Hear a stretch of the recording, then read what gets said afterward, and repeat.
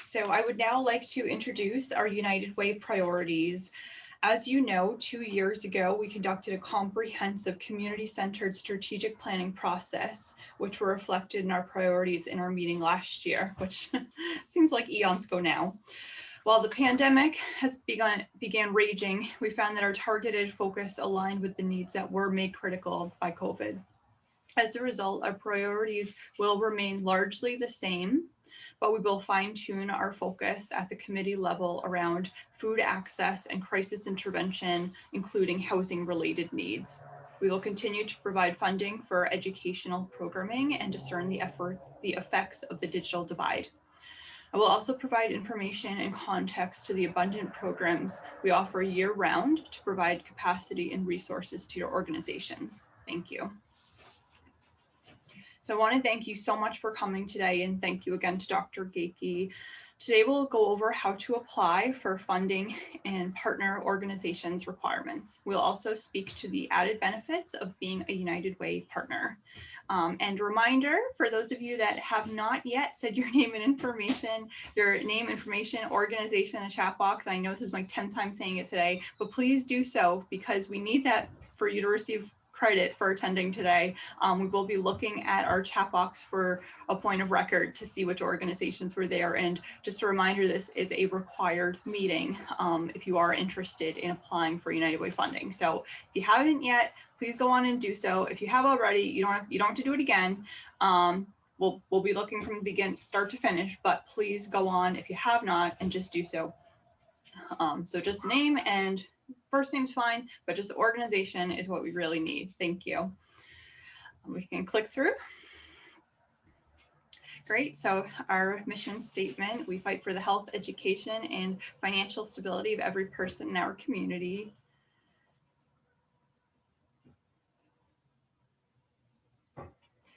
And I just want to take a moment to reflect on those who we have lost this year. I hope that each of you are safe and that your families are safe. We all know that we've surpassed 400,000 people that have died in the last year, which is just so tragic and sad and mind-blowing. We were together just about a year ago before we knew any of this was happening. And I just want to take a moment to reflect on those who we've lost. And I also want to thank you for at times risking your lives to deliver critical services to those that maybe were immunocompromised or what have you. You really have kept our community resilient and together. And we thank each of you from the bottom of our hearts.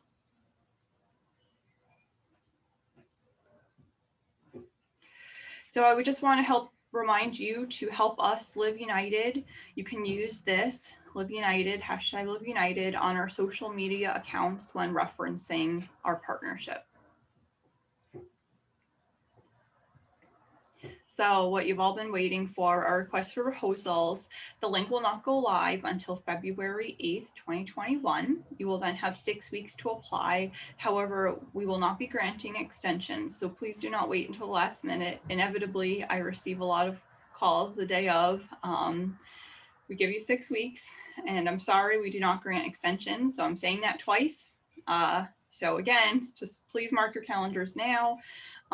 Additionally, we will have a technical guidance PDF online to walk you through applying.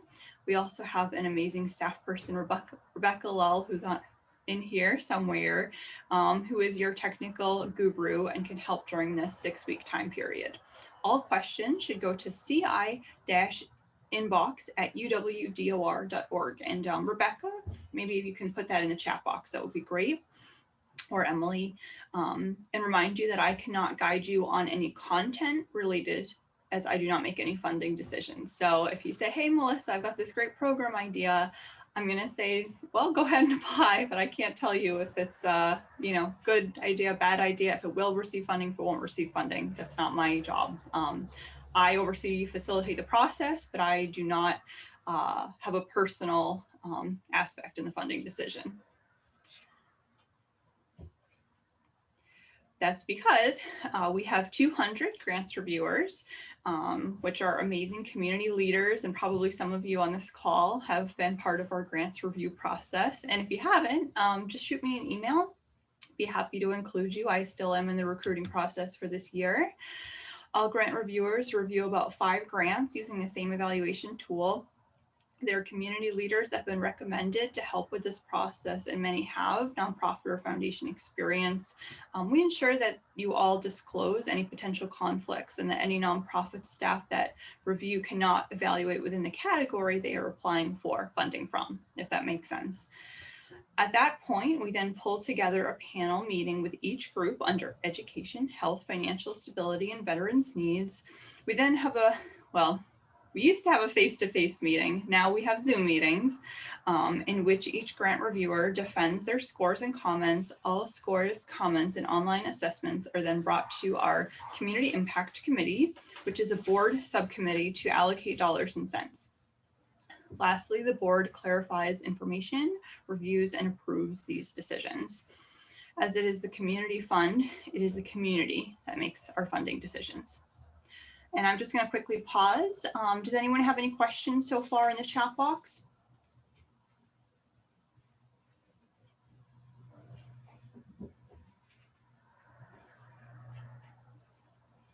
And when we send out our documents, these dates will be there.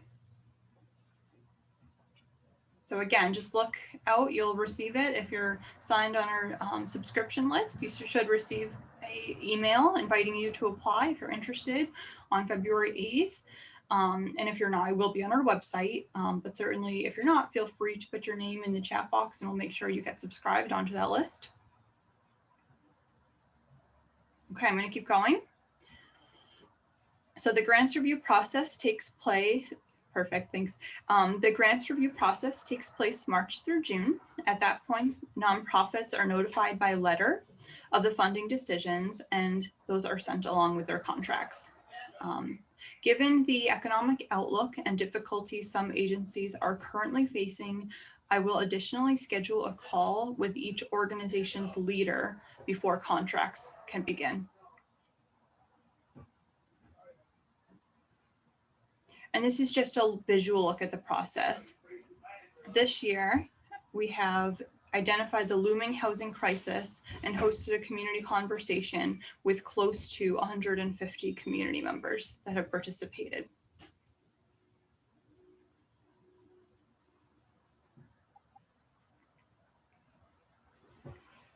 So before I go through each one, I want you to be aware these priorities are consistent with those identified by our strategic planning process and rolled out last year. While we are focusing our resources on the following requests for proposals, they will feature additional language that is specific to the pandemic and highlights the resulting and prolonged hunger, the fragility of our housing system, and educational aspects related to the digital divide. Please keep these present issues in mind as you revise your proposals. Additionally, United Way will accept new applications. Last year, the committee made the difficult decision not to consider new to United Way proposals and instead focus our funding into our historically funded programs, especially those that were keeping families housed and fed. So under health, as you'll see, our goal is to increase access to healthy food for families in our community. Families will experience greater food security. That's our outcome. And of course, our goal is to increase access to healthy food for families in our community. Our goal for veterans is program staff and volunteers will increase access to affordable housing and legal services for veterans and their families. And our outcome is increased accessibility to affordable housing and legal support options for veterans. Under financial stability, our goal is to improve access to resources to alleviate short-term financial crisis in order to increase local families' economic position. Our outcome is to increase financial assets for ALICE and low-income individuals. Our goal under education is to increase opportunities for positive youth development and literacy services, and our outcome is that youth will enroll in programs that develop positive behaviors and read proficiently at grade level. Under education, we also have the goal to develop opportunities for lifelong learning to increase skill-based development. And our outcome is to increase families' access to education and workforce training programs. And I'm just gonna pause for a moment because I do have a couple of questions, and please forgive me for my dogs. So we do have one question. Can an organization submit more than one proposal if they are for different programs? Yes, we do have several organizations that do have several programs that receive United Way funding. Often they are in different categories, but we have had some unfunded under the same category. However, generally they have applied under different priority areas. We also have a question. Will United Way fund only previously funded programs this year? We will invite new to United Way organizations to apply. Our committee, our Community Impact Committee has made that commitment. At this time, I do not know how much funding we'll have available and what that breakdown looks like, but I can tell you that we will be considering new to United Way applications. What is the grant limit for first-time grantees? That's a great question. Yes, so 10,000 has historically been our grant limit for first-time programs. There has been some discussion about what that looks like in regards to this year, but as of now, that is the decision. And then overall, the limit is 50,000 for a existing program. And let me just check the chat and just see if there's any I missed.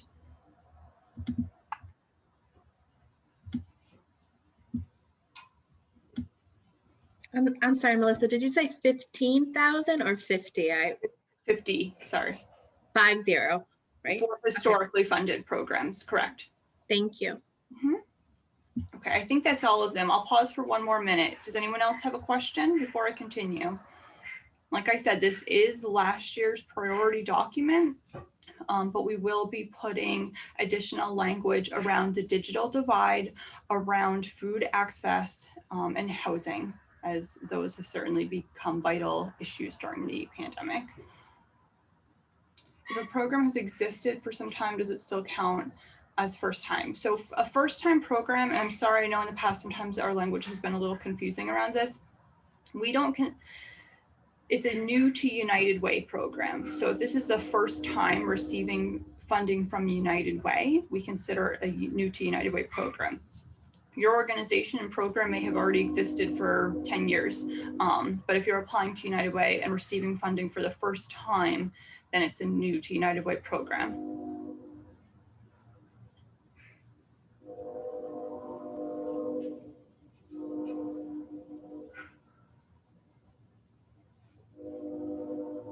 Okay, I'm gonna keep going.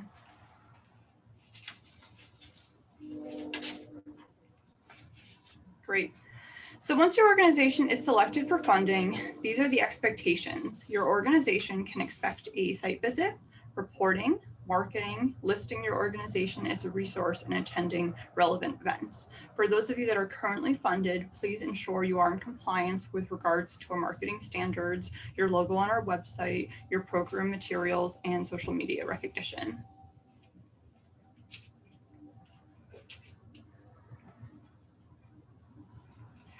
Great. So there is significant value added to becoming a United Way partner. You'll have access to year-round volunteers for days of caring, as well as organizational support through our volunteer portal.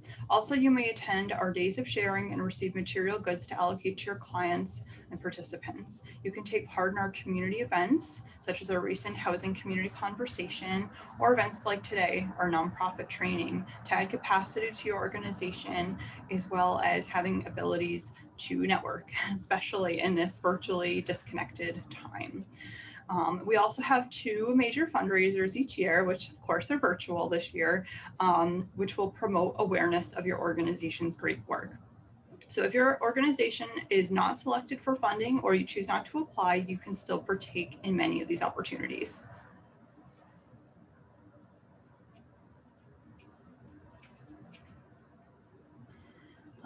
Great, and I'm just going to pause. It looks like I have a couple of questions.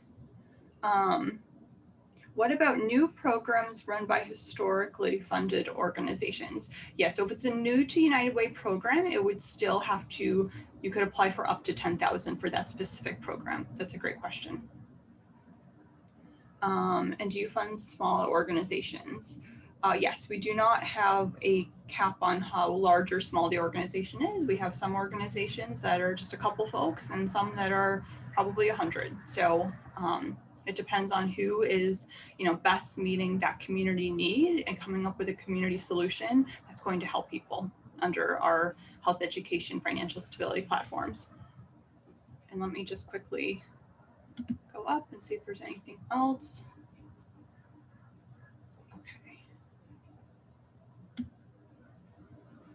Okay, great. I think I'm good.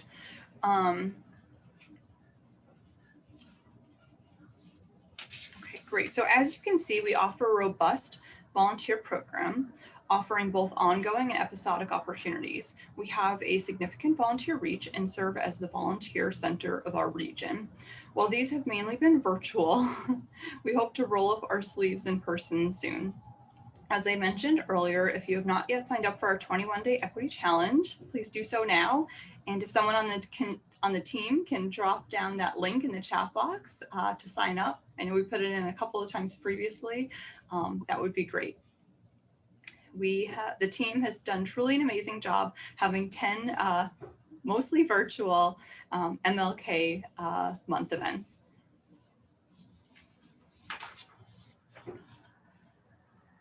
Okay, we have a couple more questions. Great, and thanks so much, Dave, for putting that in there. In the past, colleges participated in the workshop and shared their information concerning interns and volunteers. Will they still offer those resources? Yes, that's a great question. So I think that I can definitely find out what some of our contacts are doing. Excuse me one second. I can definitely find out. I think every college is different. Some are operating more remotely, some are somewhat in person. I do think the majority, though, are only having virtual interns. I know that has been our experience. And I don't know, Melissa Gakey, if you want to say anything to that question about what colleges are doing in terms of interns. Great. Yes, I'm with Marist, so I can speak to how we're helping students get connected. So we're really, encouraging students to, if an organization has a in-person opportunity and they're comfortable having a student come to their organization and work in a socially distant, safe way as their staff would, considering all of the safety precautions, then students are able to work in person. But many organizations have kind of pivoted to an online or virtual internship, or having some combination of hybrid, so the student does get to work part of their time in person, or in a variety of ways. So I envision that will continue. That'll be how it is in the spring semester, which for Marist begins remotely on February 15th, and then all the students will be back on campus on March 1st. So I know that students really are looking for opportunities to continue their work. So I'd be happy to help anyone on the Zoom get connected into our internship offices for students for the spring and certainly for the summer. Excellent, thank you so much. And yeah, Marist has been a tremendous partner, and we more often than not have the majority of our interns each semester from Marist. So excellent, thank you so much, Melissa. And we have one person ask our 2 fundraisers. So they are regular fundraisers, just done so in a virtual environment, executed that way. We have our celebration of service event that will be coming up in May or June. We're finalizing the details. And then of course we had our campaign kickoff breakfast this past September. So many of you have probably been to our days of sharing, right? We used to have almost 100 people all at one time in our basement, right? Collecting items that were most essential for the families that they serve. You know, at this point, obviously we can't do that. However, Rebecca Lull has done a phenomenal job pivoting. And so we now have a weekly no contact day of sharing.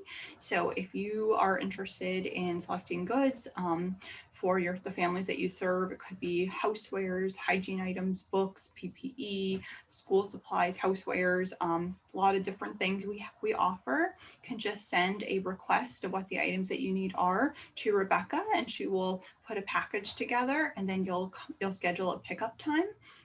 And like I said, it will be contactless. So we've been able to serve almost 10 agencies each week this way. And, you know, some agencies have even preferred it because it is more current in terms of getting the product into families' hands really quickly.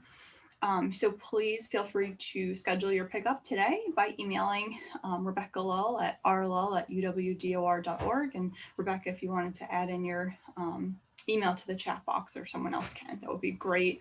And then I have a couple of questions. Melissa, I have live internship positions available. May I have your contact information? Great, yes, you can definitely, I will put my information in the chat box. So we can definitely talk offline. And great, Rebecca had put her email in for donation requests. And great, Melissa put her information. Perfect. I think that was for the other Melissa. That makes sense. Okay, excellent. Let's keep going.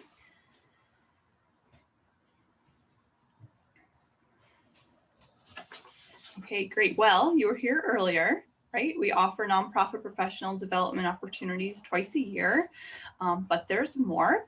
Volunteers through United Way programs can actually receive a 25% discount on tuition at Marist. And like I said, wonderful partner.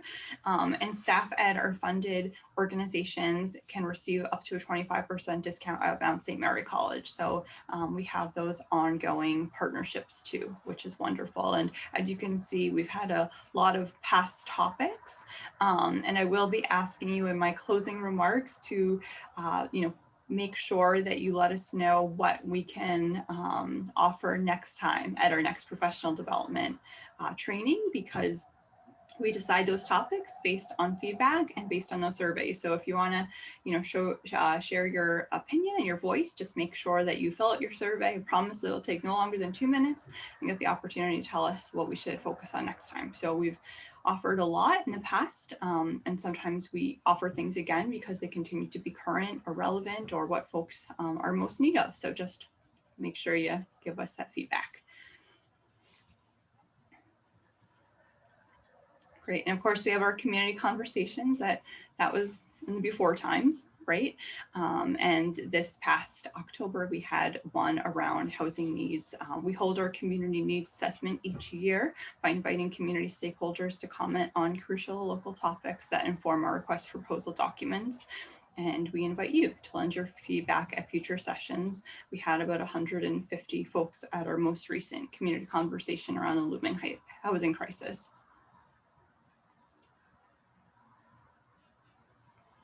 And yes, awareness opportunities. So we have up to 500 people at our biannual fundraisers, and I hope to see you at our upcoming celebration of service. Additionally, we may request that you speak about our partnership at a fundraising campaign, and we still have those meetings on Zoom, believe me. And these opportunities are to promote our shared work. And that's just one of our Day of Caring opportunities that I wanted to throw up there, to kind of reflect on what we're, our now time. Okay, great. And as you can see, by Living United together, we've touched the lives of 240,000 people in the last year. That's 1 in 4 of our neighbors. And that is thanks to you and all of the hard work that you are doing on the front lines, keeping everybody safe, fed, housed, and everything else. And I really, truly appreciate all of your hard work, especially during this really tragic period in our lives. Thank you for everything you have done for folks in our community.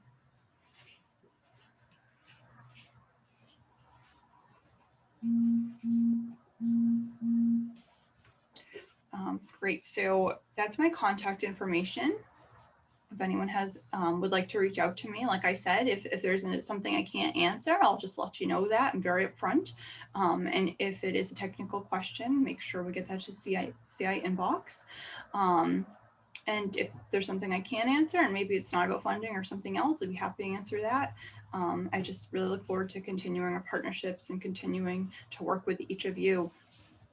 Does anyone have any final questions for me? I will stay live for a few minutes. If anyone wants to, put more questions into the chat box, or if folks want to unmute themselves, that's fine too. And then I just have a couple of closing remarks I'm going to offer in a minute, but I'm just going to pause for one more moment.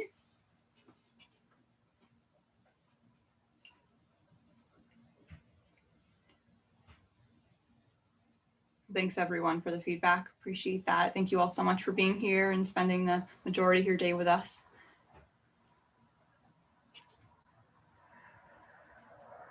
Okay, Emily, I think we can stop screen sharing and I will go into our closing remarks.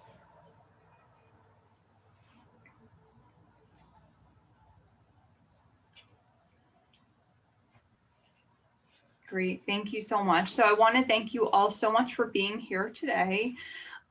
As I mentioned, we continue to offer our days of sharing on a weekly basis with clothing, hygiene items, housewares, and more. And make sure you reach out to Rebecca, and we will save the chat because I know there's been so much, wonderful information, and of course, as a point of record for our meeting.